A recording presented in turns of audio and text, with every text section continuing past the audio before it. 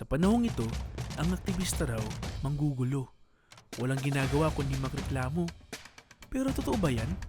Si Manny Dorotan, taga Irusin, Sorsogon. Nagtapos ng engineering sa UP, pero hindi nagpayaman. Piniling maglingkod. Noong martial law ni Marcos Sr., habang tahimik ang iba sa takot, si Manny piniling gumawa at kumilos. Nasa pabrika siya kasama ang manggagawa. Nagturo ng karapatan, nag-organisa ng unyon, kahit patuloy ang paniniil.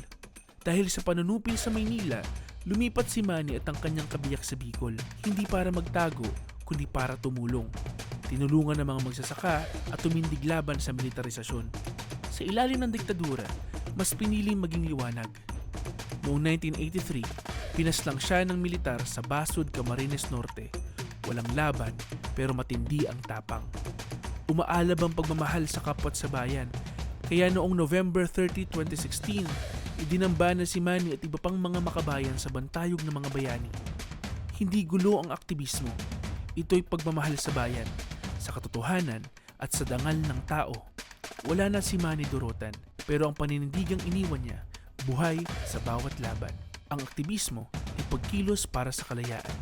Magbasa tungkol kay Manny sa Facebook page ng Saysay Bicol. Madyana sa danay na pagsaysay.